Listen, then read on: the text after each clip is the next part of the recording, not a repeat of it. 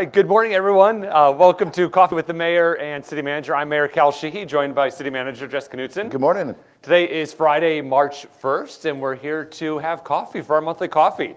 We'll talk about hot topics that are going on in Lake Havasu City, things that are in the news, and then we'll answer any questions about anything that you have on your mind or anything that we may have discussed this morning. So we've had a pretty exciting week this past week for Lake Havasu City. We just yesterday dedicated our very first municipal courthouse, which was fantastic. It's adjacent to this facility here, the City Hall complex on Acoma Boulevard, and it is, again, our very first municipal courthouse. Prior to where we're at now, we leased space from the county and we had a shared space. And then in 2019 and before, we were a consolidated court. So we were consolidated, shared resources with the Justice Court and the Superior Court. But because of our growing population, growing caseloads, and growing trials across all of those courts, we needed more space for all of those courts. And so the Superior Court had asked us to find a new home. And so we deconsolidated in 2019. We sought out to find a variety of different places to go. Again, back in 2019, we had a little bit more vacant space than we do today in the commercial sector. So we looked at maybe leasing a space. We looked at building a brand new building here on the City Hall complex. And then when longtime business owners and residents, Jack and Dea Bailey, retired and sold their building, we were able to purchase that building. And so we were able to do that. We were able to go through the process of careful budgeting and planning so that we were able to actually open those doors yesterday free and clear. We already have paid for that building. So that courthouse is free and clear, paid for. It's an asset of Lake Havasu City, and it's an amazing testament to what we have.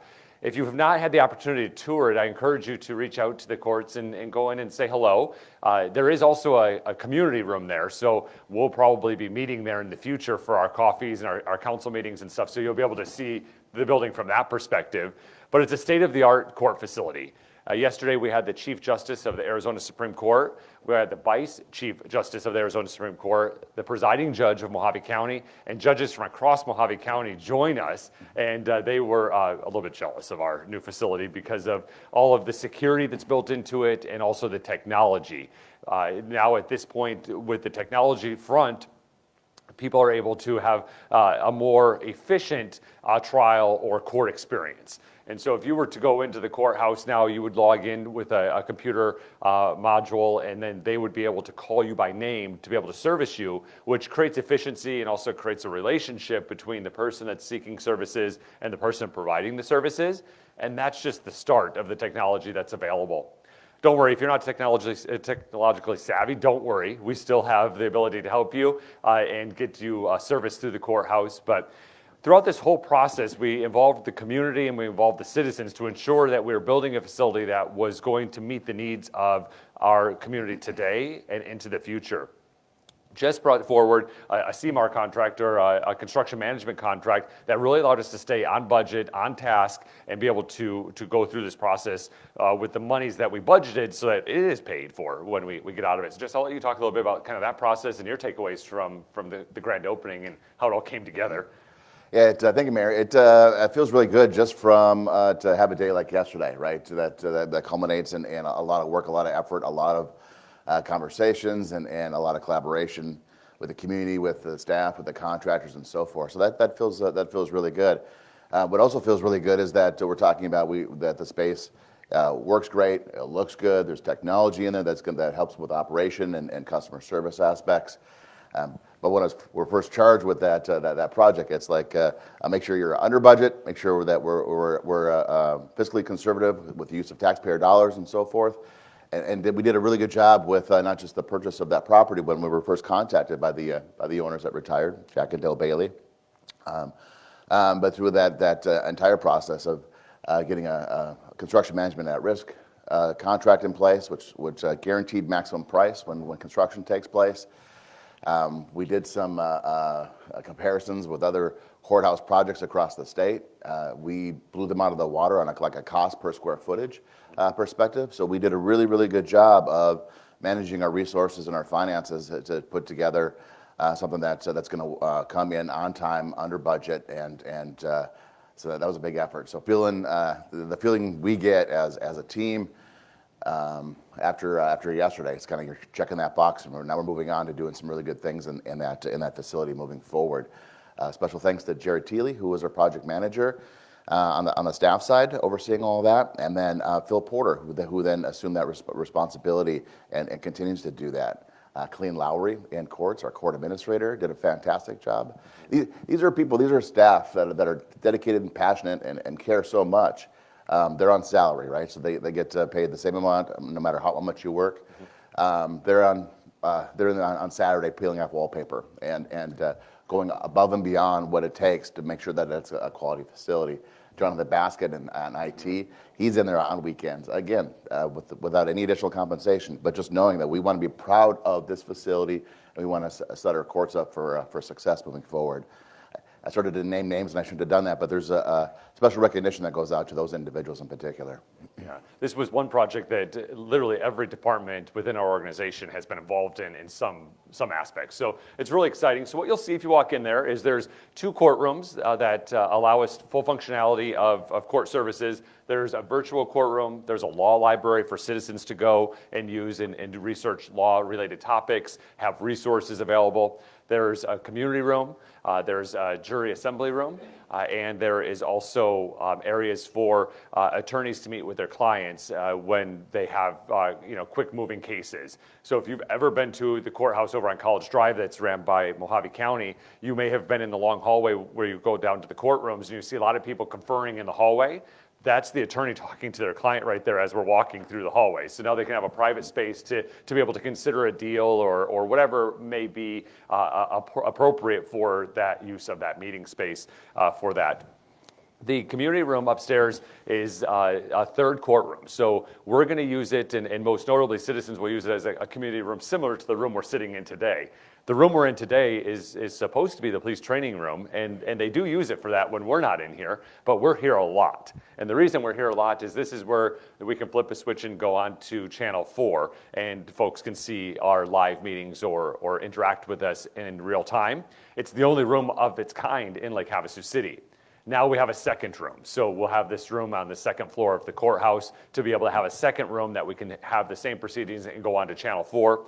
Many of you may recall, was it last year we couldn't have coffee for several months because this room was booked and we didn't have the availability for another space to be able to do that. So real exciting for the courthouse, and again, it's just a great project that we can all be proud of that is going to allow us to grow into the future. Judge Kalali has talked about a lot, who's our magistrate, treatment courts. And we do have some award-winning treatment courts already, most notably our Veterans Treatment Court, and then actually our longest treatment court, which is our Youth Treatment Court, which has been very successful as well. And we want to expand those, and we'll have a cohort court that will deal with multiple symptoms of what the causes of why folks are finding themselves in the legal realm. And with that, we'll be able to hopefully lower the recidivism rate. So the City Council adopted a resolution to give direction to the magistrate to move forward with problem-solving courts. So we're trying to solve the problem at the root of it. We know it works because through our Veterans Treatment Court and our Youth Court, our recidivism rate, so that's the rate in which folks reoffend, is less than 10%. So less than 10% of the folks that find themselves in that situation are moving to society and are producing members of society. In the general population, that percentage is about 85%. So about 85% of the folks that find themselves in the court system find themselves back in the court system for another issue.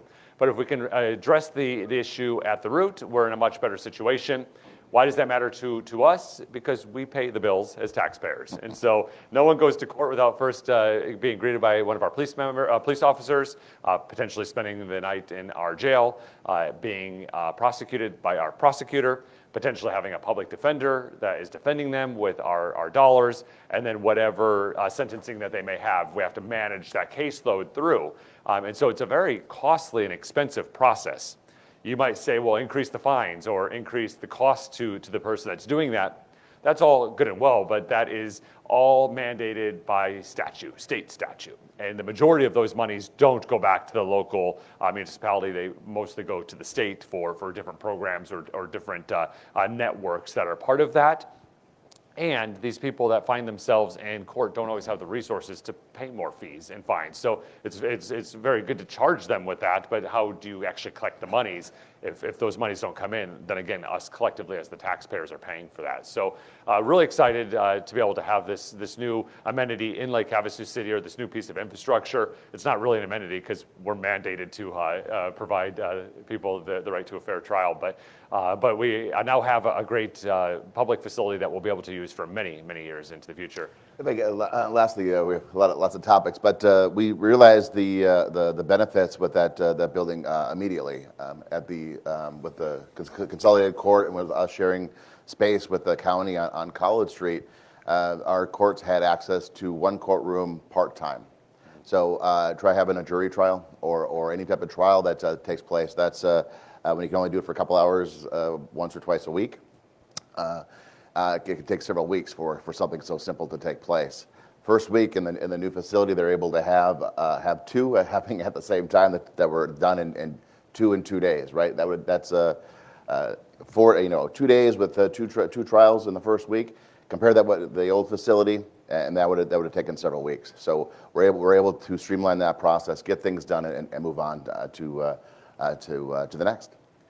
Yeah, so really good stuff, and just as being a little nice, it could take a few weeks, probably would take a few months to be able to continue that trial into another area in our old situation. So really good stuff with the courthouse. Another great thing that happened this week was our Supervisor Excellence Academy, which was a program that Jess and his team put together to identify the folks within our organization that are, middle management, or they're moving in from a position that they currently hold to a position that they're a supervisor of people or things within our organization, and how do we make sure that they have the tools?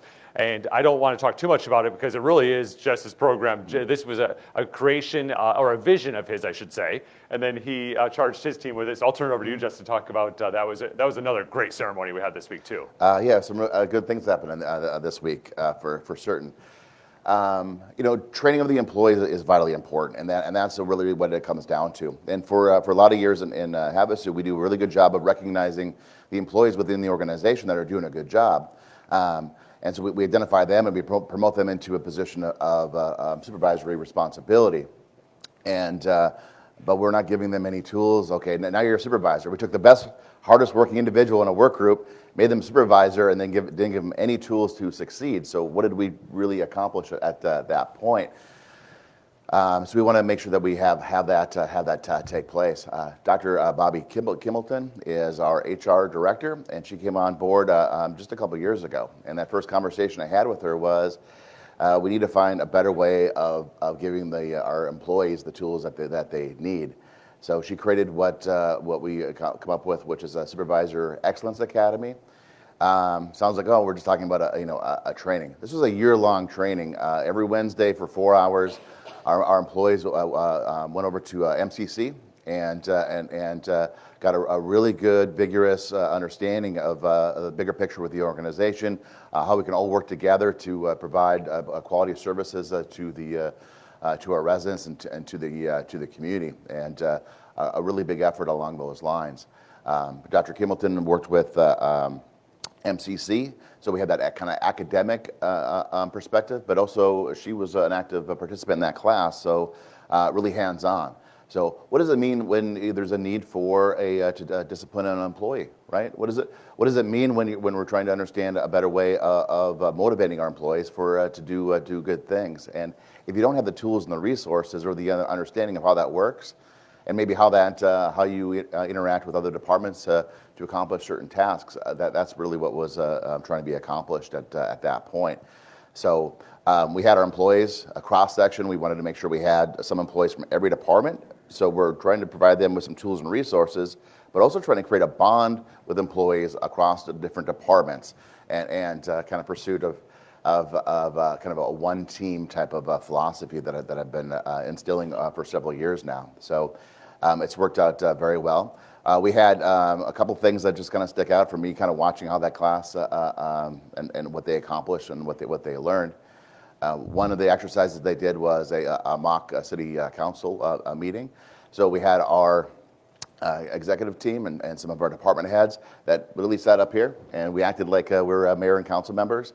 And each of the participants, our employees, identified something with their area responsibility, something that they thought was a good idea for the city to take a close look at it. They put together a presentation, they created a council communication, they came up to the microphone and presented their ideas. And it was just a wonderful way of charging them with, like, okay, ideas coming from the bottom up are really, really good ideas, so let's do that. We got them to feel confident with regards to the presentation skills and communication skills and how that project they're thinking about, how that's going to impact more than just their immediate area.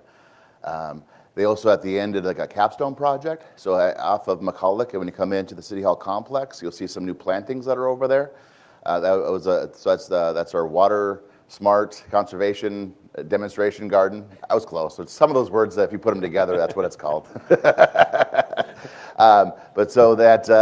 they wanted to identify plant and foliage within that are drought tolerant plants. So if you want to put some plants within your yard or your new business, you're able to kind of go over there and take a look at it and go, these plants are good when it comes to water conservation. So they're literally out there, the class is out there with shovels and with equipment, getting their hands dirty and accomplishing that project, which felt really good. We do have Jerry Bracamonte, who's with us. He's one of our graduates, and congratulations to you, Jerry, on a year's worth of hard work and effort you put forward. So thank you, Jerry. Okay, thank you, Jerry. So thank you, Mayor. It's just a kind of a simple training effort that turned into so much more, and I think it's going to pay dividends for many years to come. And we're going to do it again and again and again.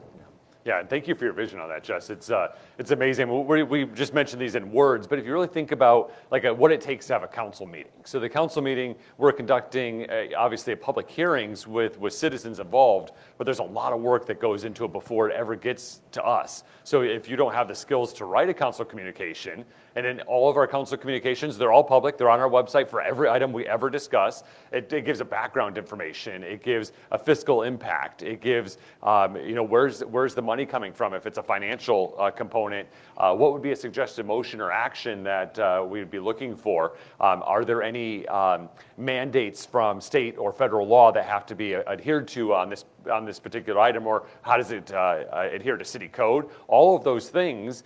How do you take someone that just started and doesn't know all of those components? I mean, it takes some to be able to write that. So it's really a great program. It was a partnership, as Jess mentioned, with Mojave Community College and Arizona at Work. So we thank them for their partnerships to be able to allow us to be able to do that. It's now a model that they're trying to replicate throughout the rest of the county and beyond. So they're really excited about it, and it was such a touching ceremony at the graduation on, I think that was Thursday, maybe Wednesday that we did that. Now I didn't really expect it, so I walk into the room, and I expected to see the graduates, of course, and supervisors of the graduates, but families were there, and not just like immediate family, like depth of family. So the employees were there with their parents and their spouse and their children in some cases. So it really was a nice feeling in there of support for our team members. And at the end of the day, what we all do here in Lake Havasu City is serve our citizens. And so the investment that we make in our team members is what the service is going to be delivered back out to our citizens. So we really just have two buckets of categories. We provide services and we provide mandated services. That's what we do. And so if we can do it in a way that's customer friendly, citizen focused, which is what our aim and charge is every single day, but we have to invest in training for our team to be able to deliver that type of service. So again, congratulations, Jess, and to Dr. Kimbleton for all of the work that went into that program, and of course to all the graduates too. So now let's get into some infrastructure stuff, which is pretty exciting. We've talked about Site 6 in the past here, but we've had some movement, literally. If you've seen the video on social media, they moved the ramp into the water. They had 3 huge dozers about 2 weeks ago, I think, 2 or 3 weeks ago. Yeah. That pushed the ramps into the water. This project, again, is grant funded through Arizona State Parks.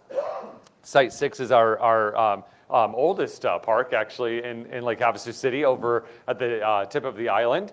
But what we're trying to do is try to make that ramp more user-friendly is the first thing. So if anyone's ever tried to use that ramp, it is our only free ramp, but there's a reason why it's free. You're taking your life in your own hands out there. But it was really steep, it was really slippery, and you would roll your trailer in and lose your back tires. So all of those things have gone away. So not as steep, not slippery, and the ramp is a little bit longer so you don't lose your back tires when you go in there.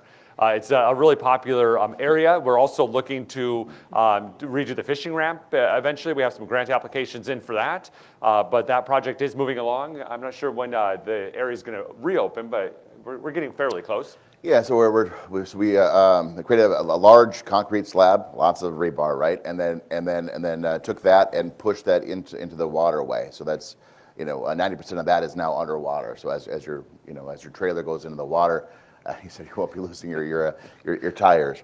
So that effort took place, and it's on social media now. If you take a look at it, 3 DC-8 dozers are literally pushing this large concrete slab into the waterway. Now we're going to start to work on the construction of the ramp itself, and all the areas in that area for it to acquire access, shoring up some of the erosion that's taken place over the years along the sidewalls and so forth that are down there as well.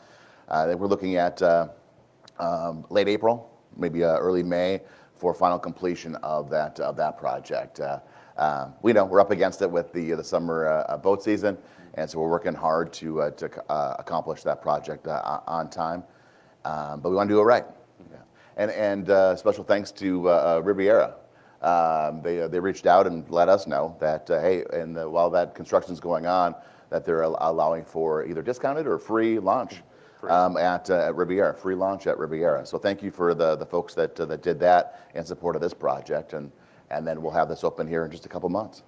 Yeah, so the ramp, to put a ramp into the water is pretty complex and complicated. So the Army Corps of Engineers has a really tight time frame in which we can do any in-water work, and that's why the timing is kind of the way that it is. So they also have really specific specifications as well, and we ran into a little bit of trouble on the permit when we were doing that with a change in specification that was necessary that delayed the project a couple of weeks, but nonetheless it's a tight time frame because of the ecology and I think the razorback bony chub or something. There's a fish that needs to be protected, and it is only allowed movement in December or something along those lines. We're supposed to say no construction in the waterway per Army Corps of Engineer after January 1st. So we worked with them to extend and get a little bit more time frame there.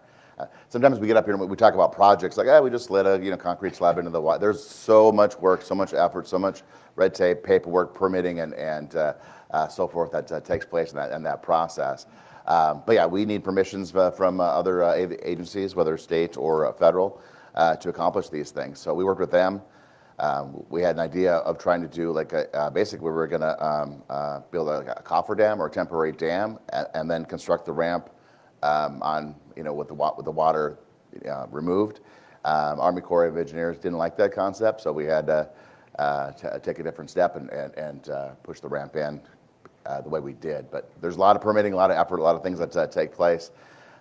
So much so, especially when you're talking about a waterway. Also out on the island, we have the island walking path, which is making great progress. Redid that pathway.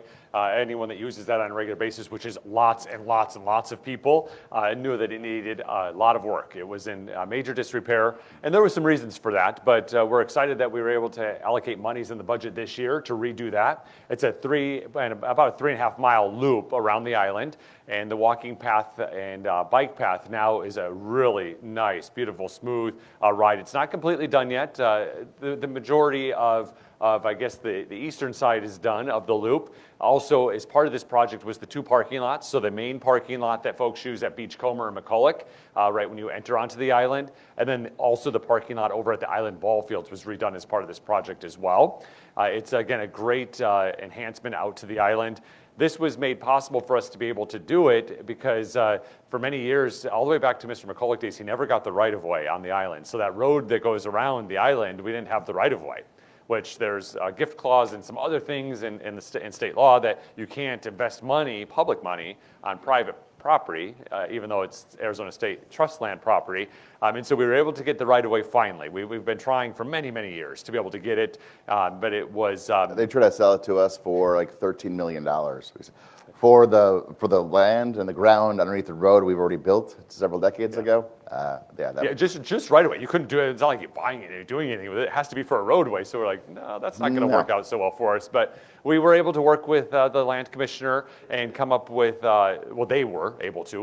We were building relationships and having conversations. They found the mechanism that when the land on the island sold, that we were able to get the right of way for no charge to Lake Havasu City. So we now have the right of way for the road, but we also have the right of way to be able to do the island walking path as well, which then allowed us to be able to invest the public monies to fix that and redo it. So if you haven't been out there, I encourage you to go out and check it out. It's really a great enhancement to that area.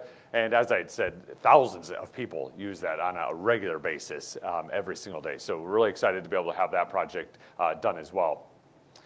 Move on to some road projects. So we have Highway 95. We joked lots of times here at this coffee about how miserable it was going to be when they were doing Highway 95.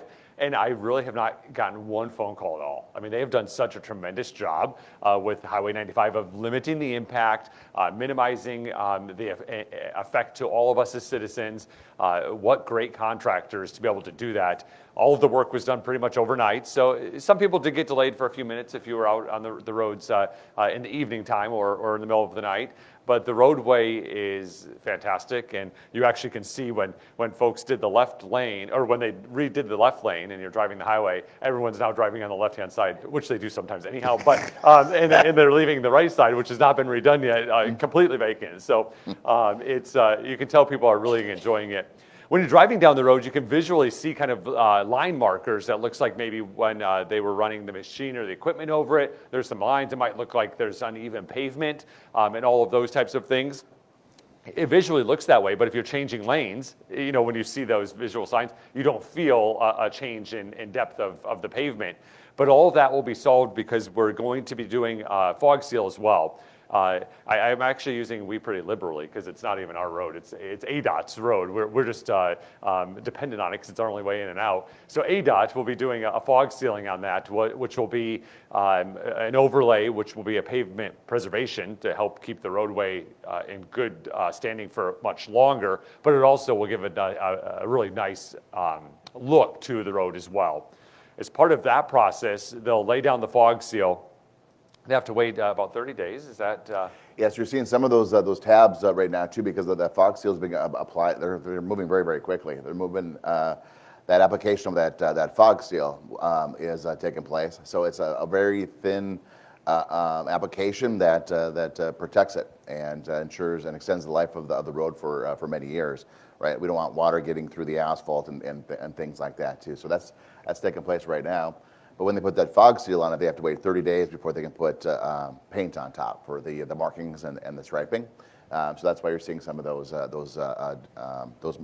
tabs through the lane miles. So a couple more weeks, we'll see some fresh paint go back on 95, and they're really close. Yeah, really close. Yeah. Again, they've done such a great job. But none of this would have been possible without Representative Biasucci, Senator Borelli, Representative Cobb, who's no longer at the legislature, and Representative John Gillette, who stepped in to really get us the funding. It was over a couple of budget years within the state budget to be able to do this, but we got general fund appropriation to be able to do this road work. So, and they really championed it. Representative Biasucci will tell the story that he went to committee, and I testified at that committee that he had this bill in front of them, and it was denied at committee. They said, you don't need that. The road's in fine repair. So he comes up from the legislature. They're in session pretty much from Monday to Thursday. He comes up on a Friday, and he's in his suit, and he's like down on his hands and knees on Highway 95 taking pictures of how big the cracks are. He goes back, gets back in front of committee, and then they approve it through committee. So, he literally did the legwork to be able to get us this funding for the road. And we had no other way to get the funding. It's a state road, so they have to take care of their road. But we weren't even in the 5-year ADOT plan for renovations of that roadway, which is the normal course of action. Is they have a 5-year, a 10-year, and a 20-year plan. we weren't even in the 5-year plan. So we were nowhere near getting this roadway done. So if it really wasn't for them pushing really, really hard, we would never have gotten that. So if you see them, say thank you if you enjoy riding or driving on Highway 95. Also, when we're talking about roads, just this week, we had a council meeting this week, right? I believe Tuesday. so. Oh yeah, we had a council meeting. Yeah, and, so Tuesday at our council meeting, we did more road work. So we, in our current budget, the city council, through the recommendation of Justin and his team, approved $10 million of additional monies into our road fund. That's our local road fund. So these are all the roads that we manage. Generally, the way that our roads are taken care of is through HERF monies, which is the Highway User Revenue Fund, which is the taxes that we pay when we put gas in our vehicles, goes to the state, and then they return it to cities, towns, and counties based on a formula, and we use those monies to do road maintenance and road repairs. But it just hasn't been enough. We've had a lot of delayed repairs over the years, things that we deferred. We also had the sewer project, so we had major swaths of our community all done at one time, so it just compounds the maintenance issues. And so we put $10 million to the budget, and a really exciting opportunity that we had, so we can just give a huge infusion to roads within our community. We approved a little less than half of that at our meeting on Tuesday. And it's the main core project is what we're calling it, which is really highly trafficked areas within our community that get a lot of use and need the work done. So this is an area from Smoke Tree down to McCulloch Boulevard, from Smoke Tree down to Lake Havasu Avenue. So it's the lower half of McCulloch. We did the upper half a couple of years ago. It also includes Riviera. It includes Swanson from Highway 95 over to Smoke Tree. Yeah. Mesquite as well is a part of that effort, and that same, down to Lake Havasu Avenue in that same area. So that's part of that project, and then some small little sections of streets, along the way. In addition to what recently was done on London Bridge Road, what's being done right now on Industrial Road, and we'll have future plans for Kiowa. And then we're reevaluating some of the other roads based on conditions that are out there as well too. Yeah. So again, it sounds so simple. We're just fixing the roads. One of the complex portions of this is we don't want to put fresh asphalt on top of old infrastructure. So when we had a $4.7 million project that went before the City Corp paving project. 4.7 total. Little under 2 million was for the utilities underneath. Right, so we want to make sure that we're replacing aged and older water mains, sewer mains, making sure that the water and the sewer flow in the right direction, and then so we're able to replace that, put fresh asphalt, and we're feeling really good about that, our infrastructure in those areas, and then we need to evaluate where our aging utilities are, where our worst road conditions are taking place. So those are some of the projects that you're going to see, are seeing now, and we'll be seeing here very, very shortly. And there's more to come. So there's still some more dollars that need to be spent in identifying some of these areas. A key approach when it comes to traffic counts, road conditions, and aging infrastructure. So, but more to come, thanks to the vision of the council. Yeah, really an exciting project, and I think all of the motorists that are driving on these roads are going to be so excited to have these projects done for us. When Jess mentions, there are roads, but we want to take care of our infrastructure underneath it, because if we don't, we end up like we did on Lake Havasu Avenue over by Acoma there that lasted and was really rough for a bit of time. But there's also other utilities. We don't want to go in and put a new road and then have them tear it up. So we have to coordinate with Unisource and Frontier and Allo and all of the other folks. So there's a lot of communication and collaboration that's happening to make sure that their budgets can move if they have infrastructure under there that they want done, because we're not going to be very nice to them if they want to tear up the road after we just put the road down to do that stuff. So there's lots of coordination when it comes to that. But there's more with roads, and we're excited to be able to have that happen. Like I said, that was about half of the budget, so there'll be more coming forward. Also on Tuesday, we awarded a bid for the design for Mesquite Avenue, all the way from Acoma down to Lake Havasu Avenue. That's part of the process. We have to design the road network before we can actually go and redo it. So when we have additional monies or allocations, we'll be able to get that road. It'll be basically shovel ready. That's what it gets it to be shovel ready to do that. So we'll continue to have a focus on our road networks, our infrastructure, and moving forward, we'll be in a really good spot. Yesterday morning, Councilmember Lane and myself were at Telesis, and it's Read Across America. So Dr. Seuss's birthday is coming up, and so schools across our community through the next couple of weeks do different events on Read Across America. So we'll be at several of our schools in the next couple of weeks. But Telesis was yesterday, and so we read books and we talk with the students, and at the end we take a few questions students' questions are always so much fun. So, because they're like, how old are you? How tall are you? And it's like, I'll take these all day long. But I had one student ask me a question like, what are we doing with our roads? And I'm like, whoa, where is this coming from?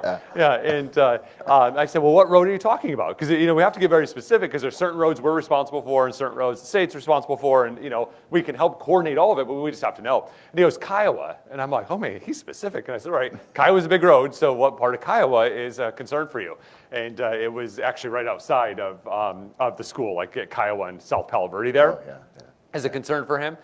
So, these students are engaged, and they know. It's funny. Jess and I went to Telesis a couple of years ago, and it was the same thing. They wanted a sidewalk network from Telesis up through Kiowa. There's an island of no sidewalks right in that particular area. And so we're working with those students as they design and understand how the process goes for us to be able to do it. But that's a complete sidebar. So roads impact everybody. When it comes to that, we're excited to be able to do some additional road projects. We also, on our council meeting on Tuesday, we sold some land. And so Kiowa Ponds is a really large parcel of land in Lake Havasu City, owned by Lake Havasu City on Highway 95 in Kiowa. It's that area next to, I think it's Havastyle RV. Now it used to be Cowboys RV, right at that intersection. Kiowa Ponds was kind of inherited by the city from Mr. McCulloch. It used to be where the runoff from the McCulloch chainsaw factory went into this area. And so you've seen over the years testing wells and ADEQ out there because we had to mitigate some of the lands because of some of the discharge that occurred during those early years of Lake Havasu City. And of course, the rules have all changed over the years. You wouldn't be able to do that now, but back then you were able to do that. That was a legal and permissible use. And so we mitigated. We have a clean bill of health on the land from ADEQ, have for several years, but we had an interested party that wanted to purchase it. And similar to the state trust lands process, we have a process as well. If someone wants to purchase any public lands, they can file an application with the city. Public lands being Lake Havasu City owned public lands. They file an application with Lake Havasu City. It goes through our development services department. They do an analysis, and then we would put it up for auction. Including an appraisal. An appraisal is part of that process. They went up for auction. This particular site went up for auction in December. It ended in January, and there was 3 bidders, but only 1 qualified bidder that had the resources to take it to closing. That was presented to the city council on Tuesday, and the city council approved the sale of that land. We're excited to not have that land anymore because it's literally just been here for all of these years. And the way that cities operate is we operate on tax dollars, and most of our tax dollars come from sales tax. And so if we can have that land producing money, it helps offset the cost to operate our government. So and that's parks and police and fire and roads and all of the things. But we're excited to be able to sell it. That particular site was sold with its current zoning, as anything would be. If you sold a vacant lot you owned, it's going to be sold with the zoning that vacant lot has. This is the same case here. This lot had a planned development on it. Many years ago, we were this close to getting a Target. And that property was zoned literally for a Target. So if you look at the zoning, it says everything that a Target would have been in those years is what that land was zoned for on this planned development, which makes it very tricky for anyone to do anything else with because unless you're a Target, you can't really do anything on this land. But the person purchased it knowing that, and they're going to go through the public process to rezone it like anyone else would have an ability to rezone it. the neighborhood surrounding it. So it's such a large parcel of land, you might not realize there's homes that surround that land. And so obviously we want to support those homeowners. There's a mobile home park to the south of it, and there's homes to the west of it. During the time of the rezone, during the target days, that neighborhood was very active and very involved, and their input was taken very, very seriously in the way that zoning was done. So it protects light pollution and traffic and all of those things within their neighborhood. Some of those citizens joined us at our council meeting and expressed some of their concerns by selling this property, that it's going to impact their neighborhood. But the applicant that was successful in purchasing it made a commitment to the neighborhood that they're going to work with the neighborhood as they go through that process. And it was purchased by the Anderson Auto Group. They're a local family that has done amazing work in our community. They're good community partners. They do really quality projects, as you can tell with their dealerships along Highway 95. And they're also very good to our community as far as charitable contributions to all sorts of different organizations. So I'm pretty confident that they're going to work with the neighborhood to do that. Their intent is to do Anderson Power Sports? Power, So like the off-road vehicle stuff. Jet skis, those types of things? Yeah, so the use is, I mean, just they haven't said these, and I'm not trying to speak for them because I don't know, and they have to go through the public process, but those types of uses are much less dense, if you will, than a Target store would be. So their hours are less. They won't have big light poles for their parking lots, those types of things. So I'm pretty confident that they'll be able to have a good relationship with the neighborhood, and the rezone will be beneficial to all parties involved. Yeah, a part of that. So within the community, we're running out of them, but there's vacant lots that exist within the community, and we have neighborhoods and residents that reside next to vacant lots. And as those things kind of get developed, that public process you indicate is vitally important. And that public process starts with a neighborhood meeting. So we require the property owner that wants to go through a rezone and make improvements to that lot, go meet with the neighborhood, identify their concerns, their thoughts, get their feedback. How can we mitigate any negative impacts? How can we increase any beneficial aspects of what they're planning to do? And then obviously before the Planning and Zoning Commission, coming into City Council. But we're hoping a lot of those things will take place at that point. But yeah, we have we're running out of vacant land. But if you're a resident that lives in the proximity of vacant land, that the understanding is someday that would get developed, depending on who owns it or who buys it, and what does that look like. But so we do our best to try to mitigate the negative impacts of that type of property. So very confident in their approach. We talked to them early on about the importance of working with the neighborhood. So we'll see that unfold here in the next couple of months. Yeah, there'll be times that myself and my colleagues on council will be with citizens or at groups or organizations, and they're talking about rezoning things or things are changing. It's because they had a community meeting, but that's a community meeting that's a requirement before they even come to the city. So sometimes you know more about it than we do because they haven't even filed the application yet because they have to do the community meeting first. Obviously, if it's really controversial, we hear about the community meeting and it's seen in the newspaper and are reading it just like all of you do when it hits the news. But it's part of the process so that citizens' voices can be heard and your investments can be protected within our community. We also have been talking about the second bridge, and we're continuing to move forward on that. So as a refresher, we have been working on this for a couple of years. We've been working on it since the 70s as a city, but we've actively been working on this iteration of it for a couple of years. Representative Biasucci really has taken this as a project that is near and dear to him, and he's again championed this one down at the legislature to get funding. So he was able to get appropriations in the amount of $35.5 million for Second Bridge. That was the current budget cycle that we're in today. The last budget cycle, he was able to get $200,000 so that we could do the study and the necessary documents to be able to get that project to be shovel ready, if you will. The way that worked is now we're kind of in this awkward space that we're working parallel avenues of moving this project forward because we want it to be expedient on it. So we're doing the study and the public outreach and all of those components right now. Well, we're also still navigating the way for the $35.5 million that was given to the project and the city has. So we did an intergovernmental agreement with ADOT, and we were able to get the funds. We did that in the fall, so just a few months back. And now we're doing the study. We've had our first public meeting, which I believe was January 29th at the community center. We had a good showing. Well over 100 people attended. Almost 400 comments we received as part of that effort as well, too, from the public.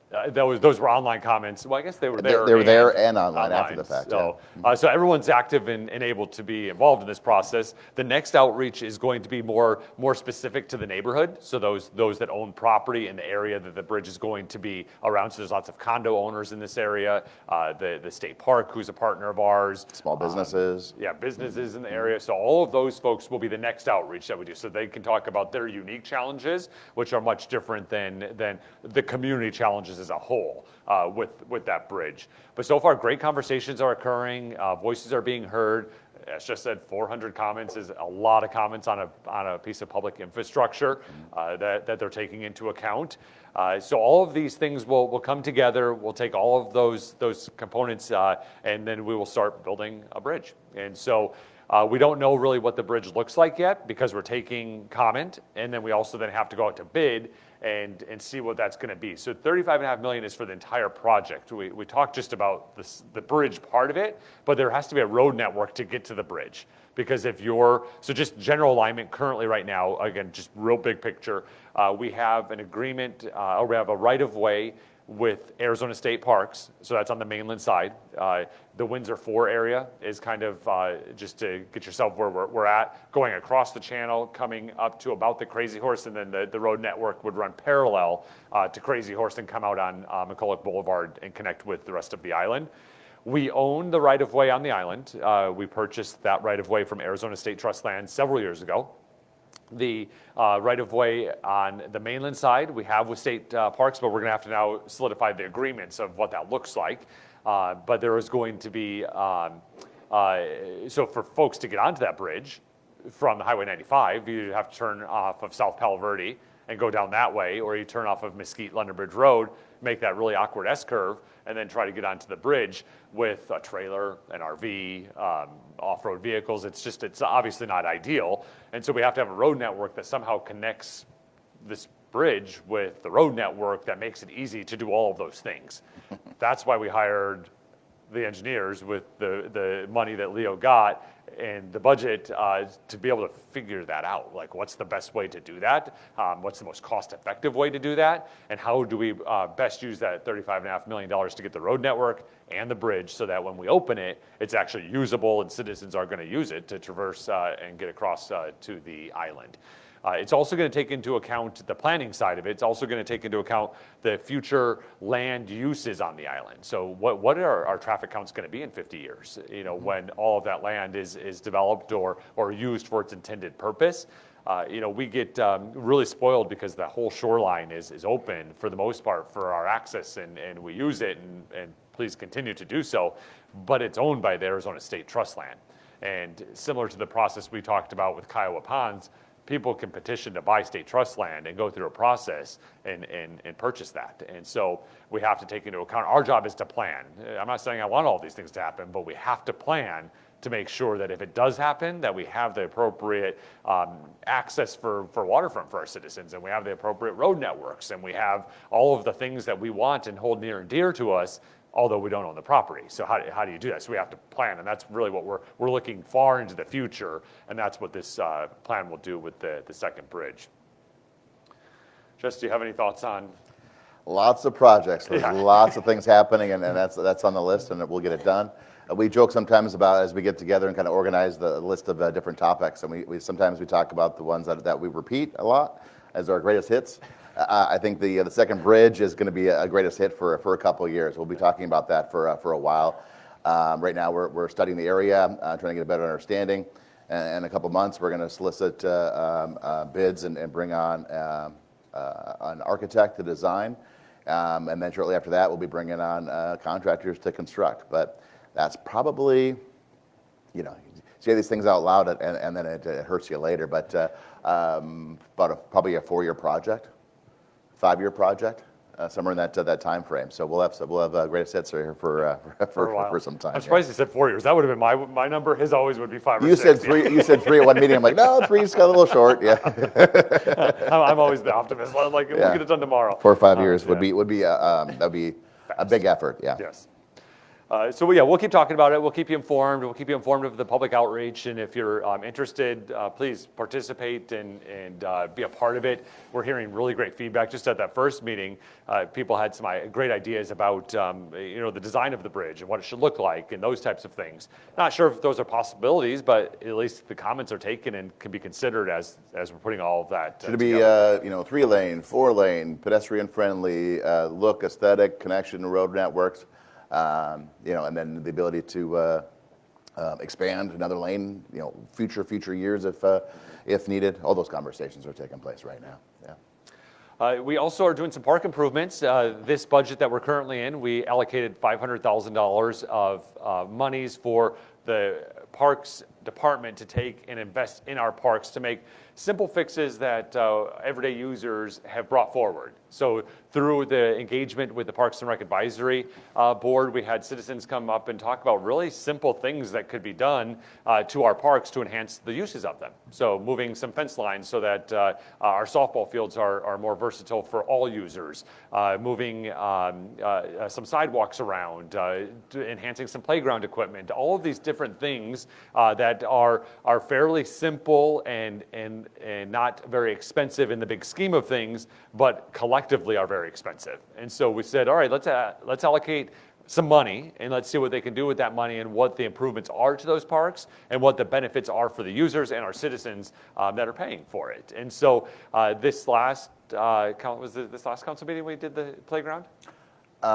Two back. Okay, so recently we approved some money for... Our days tend to mesh together. It's like, is today Friday? There's so much that happens back to back to back that you try to look back and reflect about what day was that? It gets tricky. Before I was mayor, I was able to keep the agendas. Like I could memorize like what agenda was where, and I could go back and find it. But now as mayor, I see the agenda before we go, and then I see it during, and then I see it after, and at the same time, the next agenda is moving its way through. So they're all together for me, so I have to do a little more research than I used to. But the Jack Hardy Park, which is actually just adjacent to our property here, off of Bunker and Acoma, is a really great little pocket park. It maybe be one of the first pocket parks we had, but don't quote me on that. Mm-hmm. But it's a great park in the neighborhood that gets lots of uses. It's one of our more shady parks as well, with a lot of trees and the like.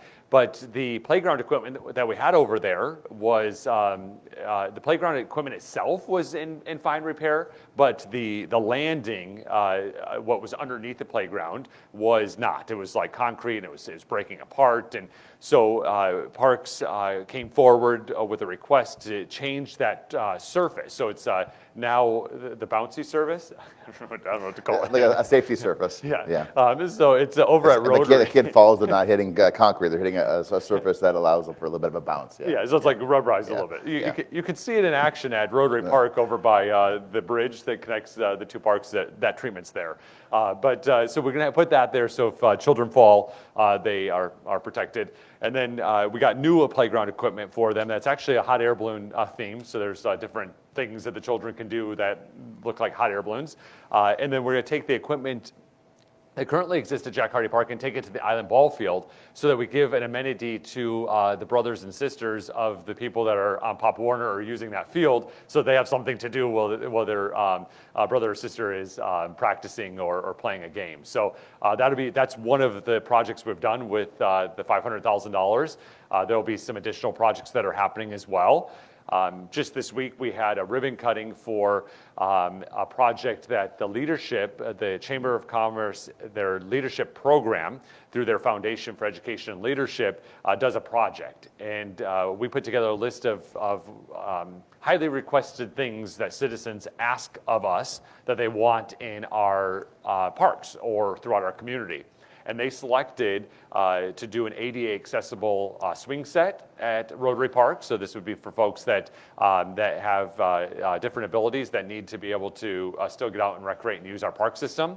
and then also adding some Moby mats, which these are mats that roll out and wheelchairs and things with tires can get access into the water. And so a wheelchair can't get through the sand, so these Moby mats allow for access to take place then. Yeah, we tried to do it ourselves with a partnership with the Rotary. And so if you go, the Rotary Club at Rotary Park, but if you go through Rotary Park and you go in the main entrance off of Smoke Tree and head to the right, you'll see a sidewalk that kind of looks like a T. It looks like a great wedding venue now. That really was our attempt to try and allow wheelchairs to get into Rotary Park or into the water. It didn't work, but it ended up turning into a beautiful wedding venue if you want. So the Moby mats will actually allow us to have access, and they're also movable. Not easily movable where someone could take them away from us, but movable where if we have different park needs that they can just unroll the mats and the folks that are in wheelchairs will be able to get into the water and have access.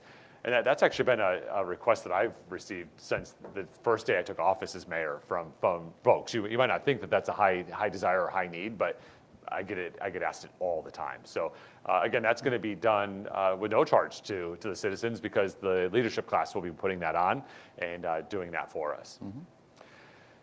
We have a little bit of a legislative update. So we are in legislative session right now, and so the state legislature is hearing bills.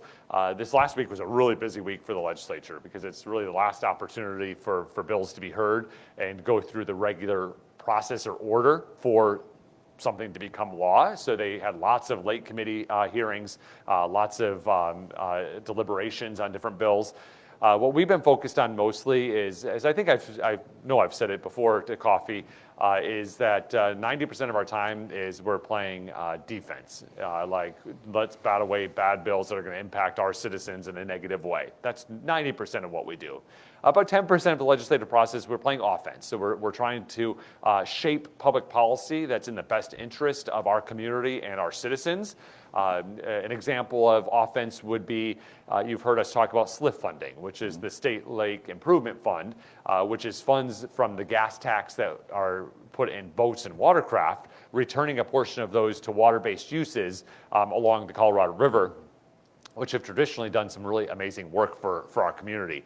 For boaters or folks that have been on Lake Havasu, the best way I describe SLIF is if you are on the lake, you look at the Arizona side and you see amenities. You see ramadas and bathrooms and campsites and all of those things. And you look on the California side and you see nothing.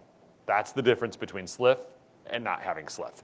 And it's also purchased police boats for us, our fire boat, mobile command center, lots of things. Oh, Site 6, yeah, that's the fishing dock we talked about. Yep. So it's done a lot of great things. So that's offense. We don't have a legislative mechanism right now to make that permanent. So we have to do it every year. We have to advocate and find a sponsor, which thankfully our local delegation does a great job doing that for us.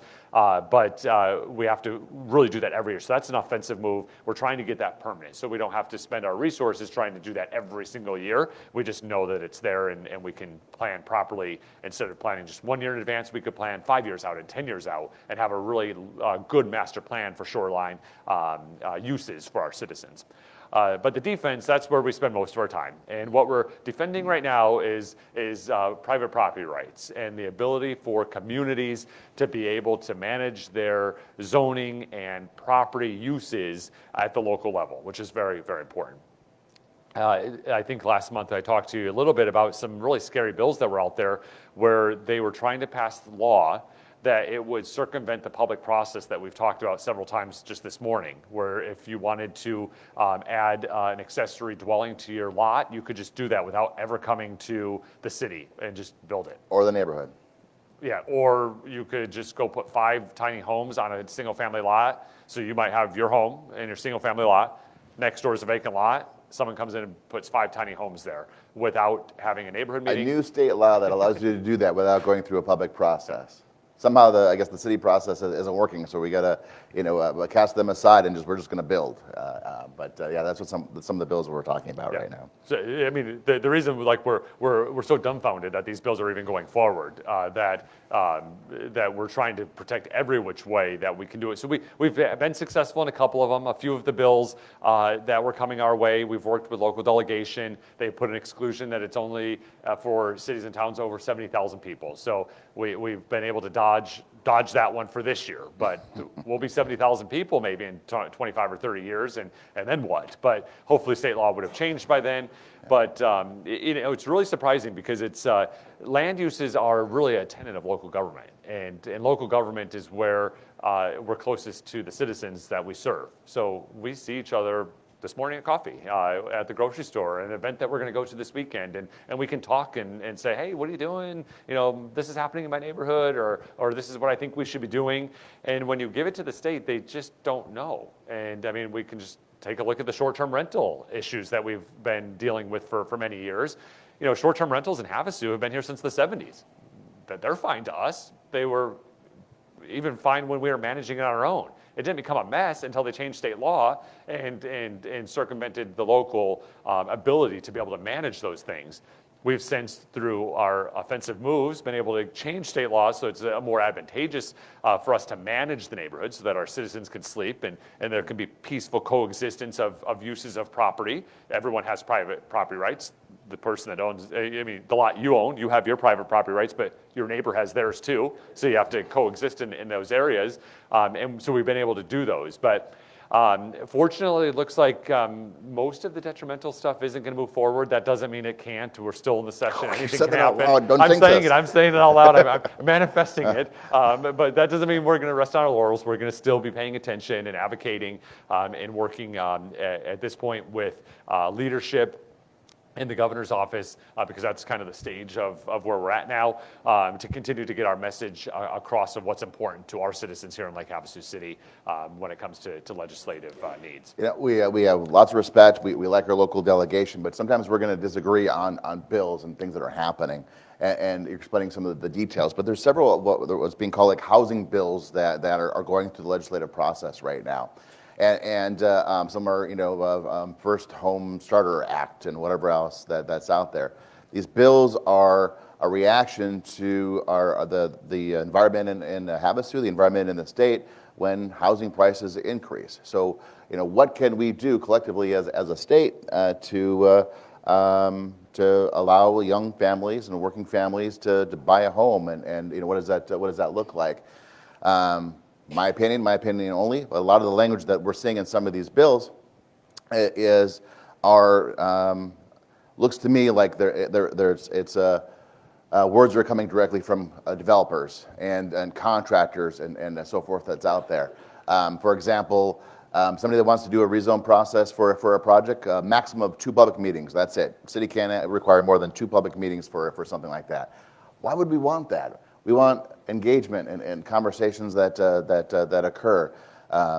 A requirement that 10% of our land that we have within the community that's zoned for commercial must be changed to residential. Well, can we talk to the property owners? Can we have a better understanding of what the neighborhood looks like before we're just mandating that these things happen without understanding the nuance that's tied to it?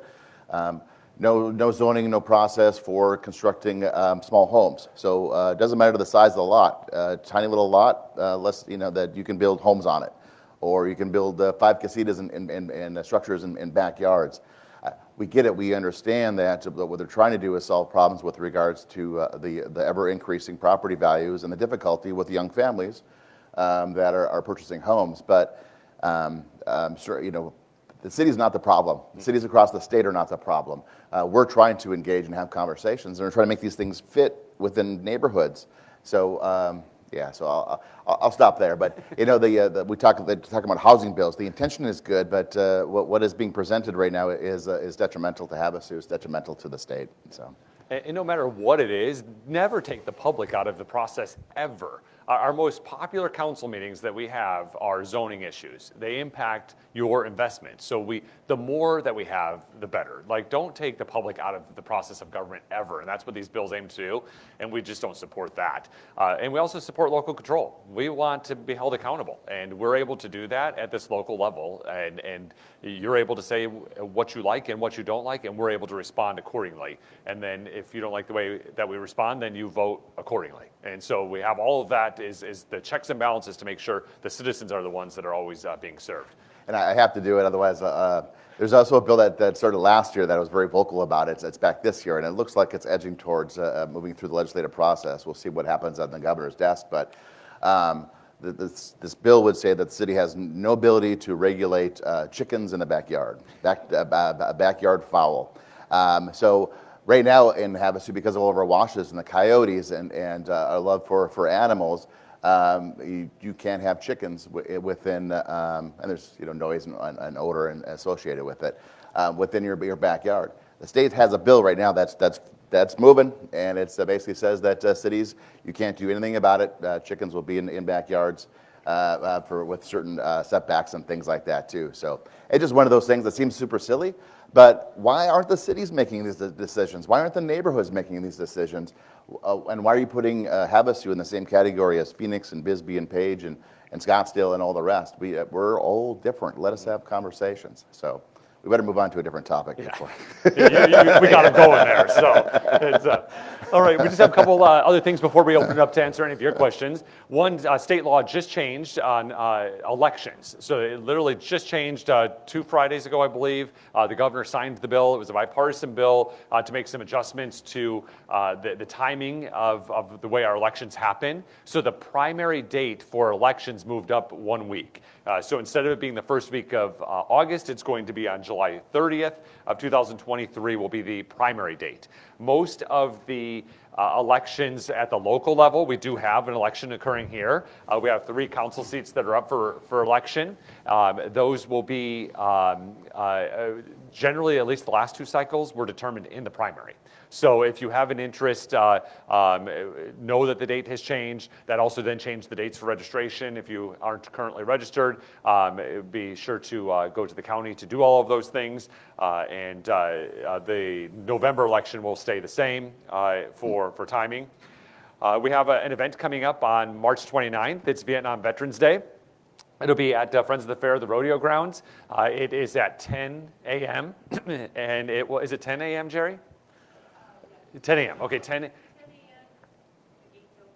Gates open at 10 a.m. and I think 10:30 the program starts. We have this many speeches, so really quick speeches. It's really a day of fellowship and to welcome home our Vietnam veterans. It's open to everyone and all veterans. The Elks Lodge will be providing lunch for everybody. It's a great event to come out and enjoy fellowship among citizens here in Lake Havasu City. With that, I'll introduce some of my colleagues that are with me today. We have Councilmember David Lane is here, and he'll hand the microphone around. Thank you, Councilmember Lane. We also, Councilmember Moses is attending virtually. Vice Mayor, thank you. Vice Mayor Moses is attending virtually right now. And then you might wonder why other council members aren't here. We have a competing event this morning. So we have many of our council members and team members are over at Nova Graduation, which is a program that's run by our police department. And it's where our officers go into the schools and they teach children about drug awareness, good decision-making skills, citizenship, all of those types of things that culminates into what happens this morning, which is a room full of a lot of 5th grade energy. Is it 5th graders? 5th graders, yeah. All the 5th graders in the city are in one room, yeah. He said screaming, because they really are, they're screaming. And they graduate, and it's a really fun, energy-filled room, but many of my colleagues are there representing the city council. So with that, we'll answer questions. Councilmember Lane will take the microphone around. We'll answer away. Hi. Good morning, thank you. I just wanted to mention Mojave Military Museum. Awesome. In the new courthouse has an exhibit, and I invite the community to come take a look. World War I through the Gulf Wars, everything has been donated by veterans and their families throughout Mojave County. It's free and open to the public, and thank you so much, and thank you to Judge Kay and the Veterans Resource Team, And to Jack Meredith, who's made a donation, he's here today. I thank you all. Yeah. Thank you, Trudy. The Mojave Military Museum has done some really great work throughout our community, and it's a public exhibit, so you can go to the courthouse and see this. It's in the public space, and it's a really great way to connect the community to the city. And so, and Trudy actually is the curator, and thank you for your work. It's beautiful. Good morning. Thanks for morning. doing this. Two questions, and hopefully pretty quick for both of you. But last month you mentioned that Riviera was going to be offering the free ramp through March, the end of March. But it sounded like we were still going to have some lag time between the end of March and May. I'm wondering if Windsor has offered or if anyone has approached them about providing some free launch for folks. Has that occurred? No, it hasn't. Okay. Windsor, and although they're both state parks, Riviera is a concessionaire of Arizona State Park, so they can bend the rules differently than the state park that's operated by the State Parks Board. Much less red tape. Yes, so there's not a legal mechanism to provide that outside of the days that they are afforded to do that already. And so they have a couple of free days throughout the year, but this isn't one of those opportunities. Okay. Yeah. Well, that's unfortunate. I wish it could be Yes. different. But Yes. And then probably for you, Jess, I have recently, as of about 2.5 months ago, and I hope this is applicable to everybody, although this might sound somewhat personal, gotten plans approved for an accessory dwelling unit on a property that I purchased about 4 months ago. It was basically a hobby shop that isn't being used, and I thought, boy, if we could convert that to an accessory dwelling unit, provide a living environment for a mother and their child, that would make sense. Let's do it. We'll put up the money. We got the approval through the city. Everything was approved. We got basically several bids based on that approval. And unfortunately, during the inspection process, it's gone back to the city, and they said that they've made a mistake. And there's a different foundation that's going to be required for this accessory dwelling unit. That's going to be about an additional $20,000 investment for us. I'm wondering if there is any, I mean, what kind of responsibility does the city have for providing us approval of documents and permitted, and then turning around and kind of pulling the rug out from under us, potentially making it impossible for us to proceed? And by the way, we've already invested about $18,000 just getting it developed.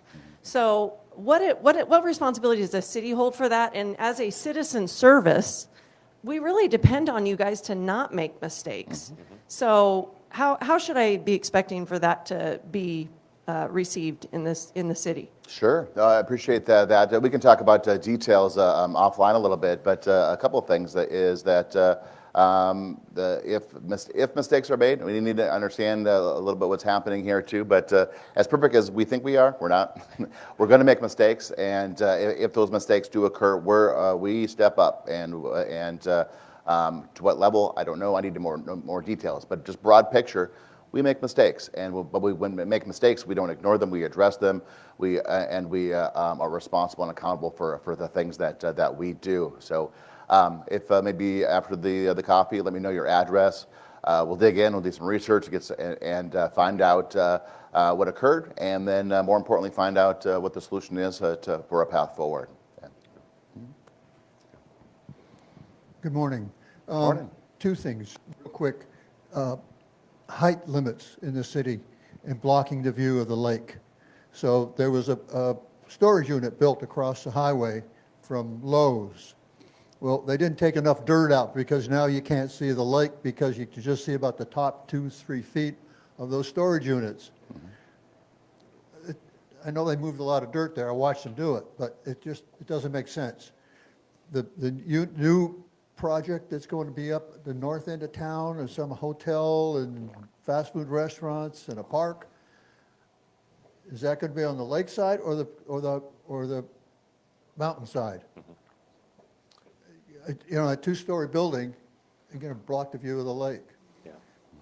And one last thing. The construction, someone's building something on their lot. So they have to dig a trench into the street to get to the water and sewer and all that. Well, it seems like more often than not, when the contractor puts it all back together, he just throws some asphalt there, you know, and it's a rough road. I mean, potholes and shakes your vehicle up, and then the city, nothing ever happens. So it just seems like the city should be a little more aware of when they finish putting all their stuff together and they cover that trench, that they do a good job of making it a nice smooth surface. Sure, yeah, so there's three questions there. So we'll start with the storage units. I'm surprised that Councilmember Lane didn't grab the microphone. This is his pet project. Not pet project, but he's got a pet peeve about the project. About this project. Pet peeve project. Yeah, he hates this one, as we all do. So when it comes to storage units, we get a lot of feedback from citizens that why do we have to keep building storage units? We have more storage units than we know what to do with. And the simple answer is that they're all full, and people are using them, and people have the ability to do that with their area. But what the council did is we changed the code to not allow storage units by right in certain zoning designations along Highway 95. What then occurred with this particular one across from Lowe's is that's a little swath of land in the county. So they didn't have to, so they knew that the city didn't want those types of things, but the county had the authority to be able to grant that. And so that's county land, and the county granted them the ability to build that against our wishes. And then maybe the reaction or feedback would be like, well, why didn't the county reach out to the city and talk about this project? I know, right? Yeah. So yeah, we agree with you on that point. When it comes to the development that we approved on Tuesday for the rezoning at the north end of the community, it's the triangle piece of land that is lakeside of Highway 95. North of London Bridge Road. So it's the very first parcel of private property within Lake Havasu City that will be developed. This isn't the first time this piece of property has come before Planning and Zoning and the City Council.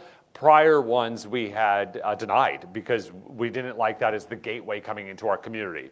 So this was the area, this was the most feasible one that allowed the folks that own the property to develop it in a way that works for whatever their business model is, but also protects the integrity of our community. So as you're coming in from the north and you see the beautiful vista of the lake in the background and the mountains, we want to make sure whatever development you see as part of that is also complementary to that, knowing that the most complementary thing is nothing, but we don't have that choice. And so the way that the site is laid out, was a planned development, so the site will stay the same unless they come back through a public process to change it, is that the hotel component of that is on the furthest west part of the property and kind of the center of the land. So it's the least impact from the view corridor.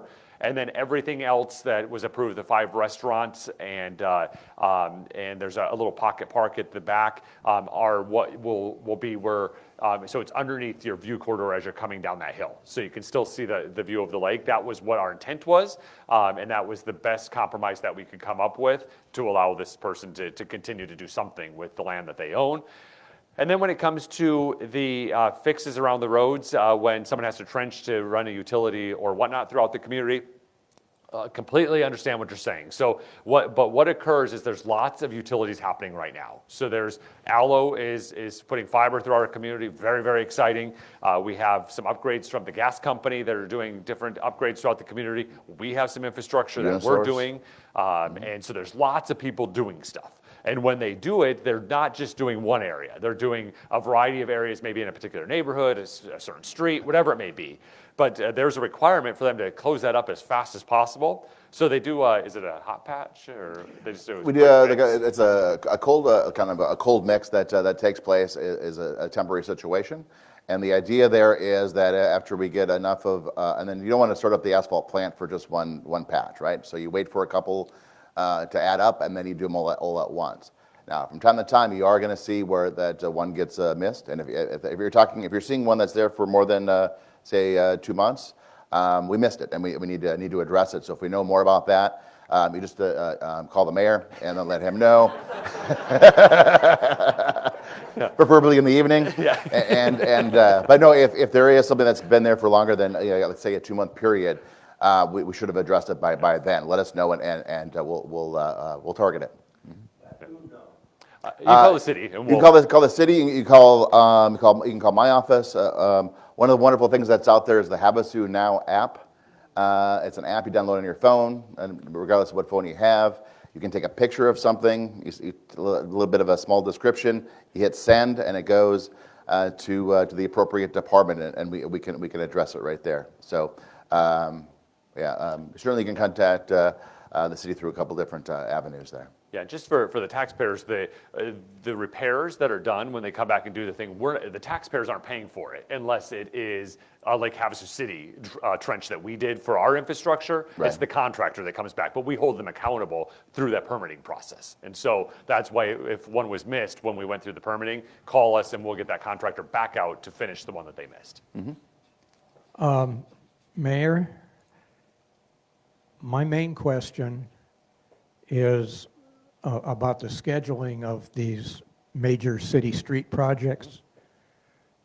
Do you plan to do them in a method where main parallel streets will not both be done at the same time? Yeah, great question, and yes. So we had that discussion at the council meeting on Tuesday about that, ensuring that we need, obviously people need to traverse through our road network. They will not be, parallel streets where you won't have an alternative route will not be occurring. I don't believe the work's happening at night. But No, it won't be at night. Yeah, Night crews are awesome, but they're very expensive. Yes. Yep. Part of the whole effort when we go through this process is one of the key steps along the way is a traffic control plan. So our team sits down and identifies traffic control for every road construction or every project that impacts our streets and the ability to get throughout our community. And we do traffic control plans for each one of these projects, and obviously we're going to make sure that we understand how flows are supposed to work. Sometimes it's inconvenient, but we do the best that we can. Mayor and Jess, good to see you. I thank you for the 10 million you put in for the roads. I mean, that really was being proactive, and the 6 million that you just approved. That's great. I was wondering if there could be a discussion from the city about identifying the main arteries that we run into, maybe moving them up to 8 years. I know the policy has been to look at touch every road every 10 years, but maybe the main arteries we could move up to 8 years. It's cost, so you can't do it. I mean, there's time when you can't. But with an 80-degree difference from our winter to our summer and 800,000 visitors and our 60,000 residents, those main arteries take a beating. So I was wondering if maybe there could be a discussion about, can we move some of those up a little bit? Yeah, great question. Yeah, Jess and his team are working on doing a roads master plan.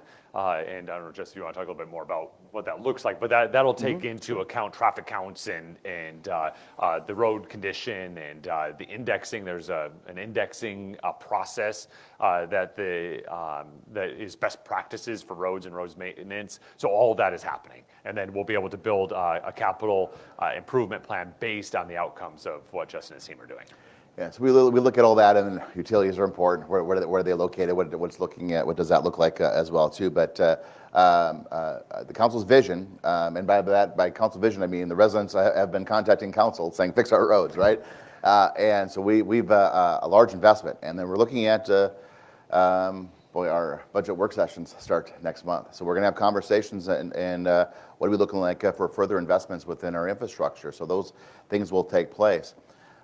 What we've had over the years is, and chip seal has served us great because it's a cheap product that allows for our roads to put forth good roads over the long period of time, right? But what's happened in this community over several decades is you put chip seal on top of chip seal on top of chip seal on top of chip seal, and the road is gone. We have we talked about those laterals and the trenching. So with some of our roads, you take a saw and you're sawing into the road, you can't even get a straight edge because it just crumbles. And then they go again, they cut the road again, and it just crumbles. So we can't put anything on top of that road. What we need to do is mill it down to the base and start from scratch. That's much more expensive than what the chip seal application has been in the past. So we have a lot of work, a lot of roads, 450 miles of road within Lake Havasu City. And when you're paying for something by the square yard, it adds up pretty big. So we try to put together this road master plan over the course of several years as we try to target it. And in the meantime, we only get It sounds like a big number, right? We only get $5 million a year for HERF funding through the state. That's not nearly enough for us to do anything more than what we've been doing for chip seal.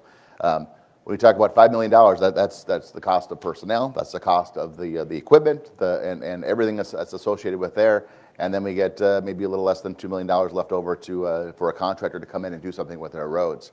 Yeah, that's not for 450 miles of roadway. That's not a lot of resources. So we're doing the best we can with what we have, and trying to be as smart as possible as we go through that process. But I know we've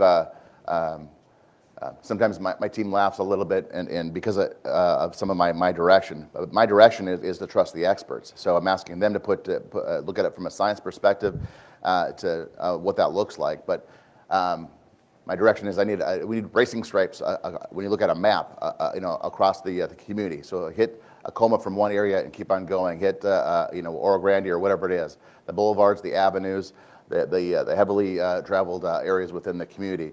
And so we're doing our best with utilities, with the resources we have, to start making some major significant changes with our road system. But that only happens if you keep on pestering the council to get that done. Yeah. That's twice in one morning. Yeah, it's coming, buddy. Yeah. Yeah. Good. Yeah, we actually have time for probably one more question before. Oh, two. Yeah, perfect. Two quick questions. The budget session's about the streets and everything else in April. Do you have a date in April? We do, and then before we conclude, I'll give that to you. Okay, and then when do you estimate the street master plan will be ready? Yeah, the street master plan is an internal document that our Public Works Department is putting together, and they are going to put that together to be able to put together the recommendation for the CIP plan. So they're working on it right now. It'll be a changing document too, so it's not going to just be, okay, this is what it is, and we're going to sit here. It'll change obviously with uses and the like. So, yes. Hey, just one quick comment, Matt. I don't know if you have any feedback on this or have gotten any feedback from the residents, but lately, maybe the last 4 to 5 months, there's certain dead zones in the city with cell phones. I mean, like Acoma and McCulloch, instantly you lose your Bluetooth. Up on Sweetwater, McCulloch between like Cherry Tree and Delta, and then the 95 between Kiowa and Industrial. And I've never had an issue, but even my friends are calling me now too. Everyone's phones are kind of just going out in those specific areas. Have you heard anything about that? Has anyone talked to you about it?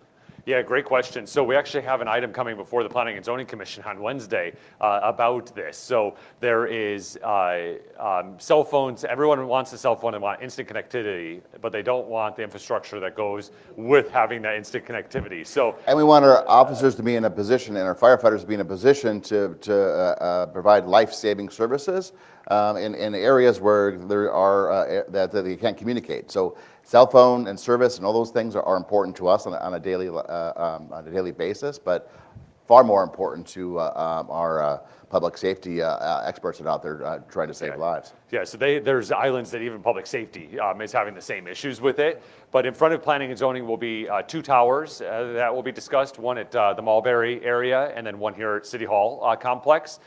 Those will help give the infrastructure needed to add additional cell towers and help solve some of our public safety. That still leaves a void. So there still is a void on the south side that the applicant is looking for a variety of different sites to put the infrastructure there. But things are coming forward to be able to solve that issue. Yeah, and I guess the point was that this just started happening like 4 months ago. I've never had an issue in any of those areas before, and it just started happening. Mm-hmm. So it's sometimes that's a private service and so forth, but sometimes that happens with the number of people in that area, right? Yeah. So. Yeah, and each carrier is a little different. Yeah, the technology changes. Councilmember Lane, we'll take one more question here, please. Good morning, Mayor and City Manager. Appreciate you being here. This is awesome. It's my first time here. I've been coming down to Lake Havasu for 12 years. I have classic cars. There's about 7,000 to 10,000 classic cars here. I'm involved with all the car clubs, the president's clubs, and all of a sudden, I love our police department here. We got a new police chief. Really appreciate it. Everybody's on the ball. We've had there's 5 of us here this morning, and we've had 5 of us, or not me, but 5 people, all of a sudden, we got a new officer, and he's pulled guys over, giving them tickets for this and that. Every Thursday, we go down on the boulevard. Thousands of people come down and look at our cars, and we all have a great time. And some of the cars are loud when they go up the street. Motorcycles are loud, razors are loud. The side-by-sides, there's a lot of noise, but these guys have been harassed and ticketed, and we really appreciate you coming, Mayor, to all of the car shows and putting everything you do, and I've been there with you, and I really appreciate it. But if we could maybe have the police department maybe lighten up on giving us, nobody's speeding. Sure. It's just an infraction here, or loud noise or whatever, and if we could address that, I'd really appreciate it. Yeah, we Thank could. you. Yeah, thank you for bringing that forward. I've had a few other car enthusiasts mention it to me as well. The Boulevard on Thursday nights is a really great attraction for our classic car enthusiasts, as well as other citizens. But it's getting so big that it's creating some challenges for business owners down there, as well as other citizens. So it's just where the balance is. What we're here is to try and make everything work and everyone happy. So when we do that, we usually make half the people happy and half the people unhappy. But that's where we're at. We'll talk to the police department. We have a lieutenant here that we can talk to afterwards and get a download, and we can look into it a little bit more. But certainly we're not looking for trouble. Especially if they're noise complaints, most everything that the city does is we respond. We're responding because of a complaint. So somebody is making a complaint, and that's why we respond. We're not out looking for ways to make your day a little bit less exciting. But the point well taken. We'll look into it and see what we can do. Well, that ends our. Before that, to answer that question, budget work sessions are coming up on April 11th and May 9th. Thank you, Jerry. Today is the first Friday, so downtown will be having their first Friday event. If you want to go down there, there's a great arts, recreation. The restaurants, shops will all be open this evening, so please enjoy that. As we like to always end with some fast facts, so we'll give you some facts about Lake Havasu City. From the police department, let's actually talk about traffic stops. In 2023, there was 10,980 traffic stops. There were 2,792 arrests, with 481 unfortunately being domestic violence related. Very, very sad. The water department produced 4,378 billion gallons of water. That's I had to read that 3 times because I don't know how you read that number, but yeah, it's 4,378 billion gallons of water last year. Court cases, in 2023 served 22,554 individuals. So we spent all the time this morning about the courthouse. That's 22,500. New civil traffic citations were on average about 4,500, and new misdemeanor criminal cases about 4,000 per year through the courts. Next month, we're going to celebrate and talk about stats on the courts specifically, because we're going to have our coffee. What? I know, right? We'll have our coffee at the new building on Acoma. So it'll be a different location. It'll be we'll publish it in the newspaper and our normal sources, but we would love for you all to come and check out the new facility and join us over at the Municipal Courthouse. Thank you for the opportunity to serve you. Thank you for being here this morning, and have a great day. Thank you.